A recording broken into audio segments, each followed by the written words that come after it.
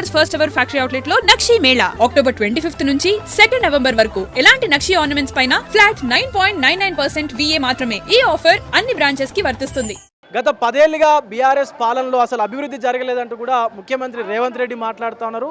దీనిపై స్పందించడానికి ప్రస్తుతం మనతో పాటు నాగర్ కర్నూలు మాజీ ఎమ్మెల్యే మరి జనార్దన్ రెడ్డి ఉన్నారు. ఒక్కసారి మాట్లాడదాం అన్న. గత 10 ఏళ్లుగా అసలు జూబ్లీహిల్స్ కాన్స్టిట్యున్సీలో అభివృద్ధి లేదు అని చెప్పేసి ముఖ్యమంత్రి రేవంత్ రెడ్డి కూడా రోడ్ షోలో మాట్లాడుతున్నారు. బాబు కొద్దిగా కెమెరా కింద బిడ్డ, కొద్దిగా కెమెరా కింద చూపించు.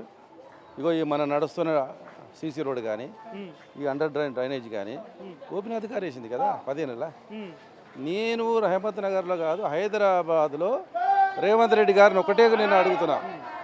మీరు 23 నెలల్లో మీరు హైదరాబాద్ జూబ్లీహిల్స్లో ఒక్క రోడ్ వేసినావా?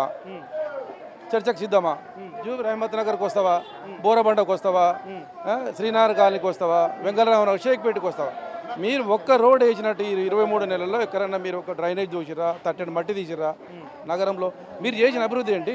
సీఎం రేవంత్ రెడ్డి మాట్లాడుతూ మున్సిపల్ మినిస్టర్గా 10 ఏళ్ళు కేటీఆర్ ఉన్నాడు, అసలు ఈ యొక్క ఏదైతే గల్లీలు ఉన్నాయో, ఈ డివిజన్లు ఉన్నాయో, బస్తీలను అసలు పట్టించుకోలేదంటూ కూడా మాట్లాడుతాం. రేవంత్ రెడ్డి గారికి కొద్ది మతి మార్పు అన్నట్టుంది, నాకు అర్థమైపోయింది. ఇలా మున్సిపల్ మంత్రి ఎవరు? ఆయనే కదా. మరి 23 నెలల్లో నువ్వు చెత్త మీద ఒకసారి సమీక్ష పెట్టినావా? చెత్త మీద అసలు సమీక్ష పెట్టలేదు, చెత్త గురించి ఐడియా లేదు. అసలు రోజు ఎంత చెత్త వస్తుందో మీకు ఐడియా ఉందా ముఖ్యమంత్రి గారికి? రోజు ఎంత చెత్త వస్తుందో, ఎంత చెత్త హైదరాబాద్లో సేకరణ చేస్తారో ఐడియా ఉందా?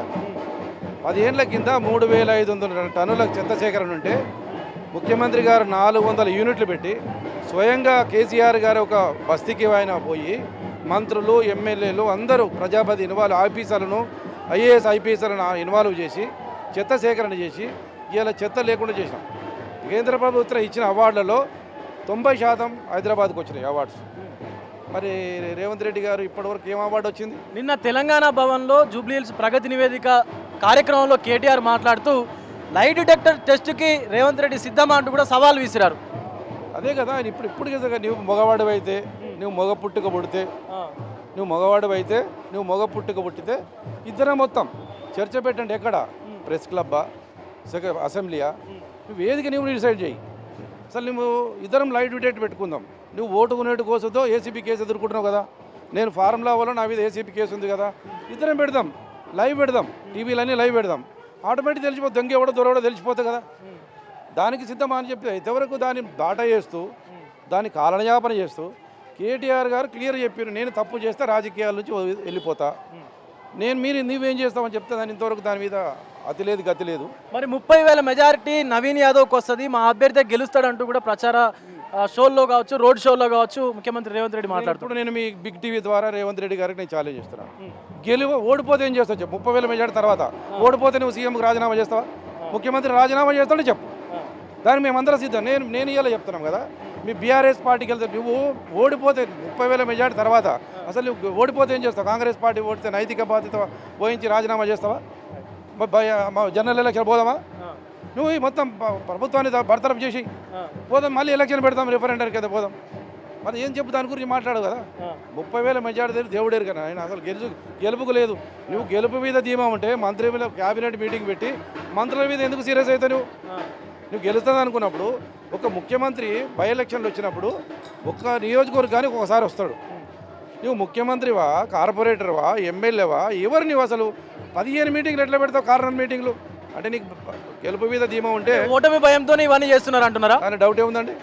దాంట్లో 1% నేను చూసిన రాజకీయాల నుంచి ఎక్కడ బై ఎలక్షన్ వచ్చినా మా ముఖ్యమంత్రి గారు పోయి కేసీఆర్ గారు ముఖ్యమంత్రి బై ఎలక్షన్ వస్తే ఒక మీటింగ్ పెట్టి వచ్చేసేవాళ్ళు.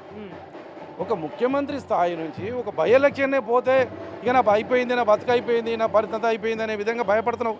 దేనికి అంత ప్రిపరేషన్ ఎందుకు వెళ్ళిపోతున్నావు? నువ్వు అంత అసనం ఎందుకు కోల్పోతున్నావు? ఎందుకు నువ్వు చేసిన అభివృద్ధి మీద మాట్లాడు. ఎలక్షన్ వస్తేనే కాళేశ్వరం ఏసీపీకి గుర్తొస్తుందా? ఎలక్షన్ వస్తేనే ఫార్ములా 1 గుర్తొస్తుందా? మరి ఇన్ని 23 నెలల నుంచి ఎందుకు అరెస్ట్ చేస్తా లేకపోతున్నావు? ప్రభుత్వం నీ చేతిలో ఉంది, పోలీసులు నీ చేతిలో ఉన్నారు, అంత యంత్రాంగం నీ చేతి అరెస్ట్ చేయి.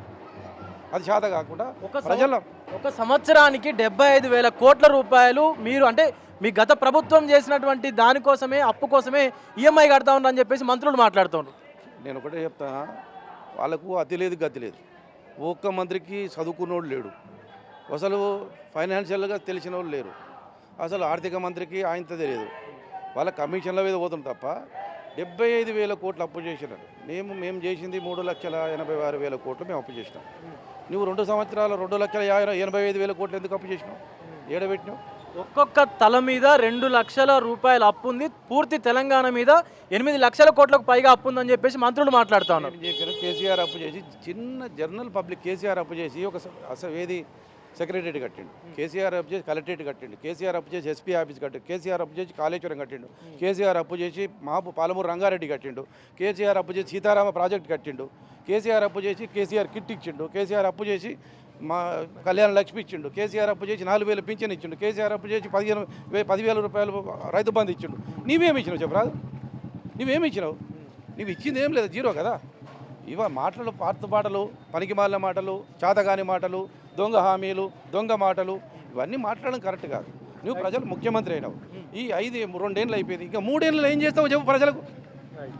చెప్పు. ఇప్పుడు మీ అభ్యర్థి గెలుస్తుందని చెప్పేసి మీరు ధీమా వ్యక్తం చేస్తూ ఉన్నారు. ఎంత మెజారిటీ వచ్చేటువంటి అవకాశం ఉంది అనుకోవచ్చు? నేను చెప్తున్నా చూడండి, ప్రజలు కొంతమంది ఇక్కడ స్థానిక సమస్యల వద్ద కొంతమంది చెప్పలేకపోతున్నారు, కానీ మనసులో మాత్రం బీఆర్ఎస్ పార్టీకి ఓటేయాలండి. ఇవాళ వాళ్ళ బీజేపీ స్టిక్కర్ అంటించుకుంటే ఒక పొద్దున వెళ్ళిపోయి వాళ్ళ రౌడీ ముఖాలు వెళ్ళిపోయి స్టిక్కర్ వీకేస్తున్నారు. రేపు పొద్దుగాల గెలిచేది మేమే, మీ సంగతి చూస్తామని బెదిరిస్తారు. చాలామంది మేము కారు గుర్తుకు ఓటేస్తాం. అండర్ కరెంట్ ఉంది. ఇవాళ మేము 30,000 కాదు, మేము కనీసం 40,000 నుంచి 45,000 మెజార్టీతో గెలిచిన ఆశ్చర్యం లేదు, దాంట్లో డౌటే లేదు. ఇందాక నేను మళ్ళీ రేవంత్ రెడ్డి గారు చెప్తాను, దీని మీద బిగ్ టీవీగా చూసి ఆయన ఓడిపోతే ఏం చేస్తాడు దాని మీద ఛాలెంజ్కి సిద్ధంగా ఉండమని చెప్పక అంతే. సో మాగంటి సునీత సుమారుగా 40,000కు పైచిలకు ఓట్లతో మెజారిటీతో గెలుస్తుందంటూ కూడా నాగర్ కర్నూలు మాజీ ఎమ్మెల్యే మర్రి జనార్దన్ రెడ్డి అయితే మాట్లాడుతూ ఉన్నారు. ముఖ్యంగా రేవంత్ రెడ్డి కనుక, ఈ నవీన్ యాదవ్ కనుక ఓడిపోతే రేవంత్ రెడ్డి రాజకీయాల నుంచి తప్పుకుంటాడంటూ కూడా మాట్లాడుతూ ఉన్నారు. వీడియో జర్నలిస్ట్ నరసింహతో విజయ్ బిగ్ టీవీ, జూబ్లీ హిల్స్ నియోజకవర్గం నుండి.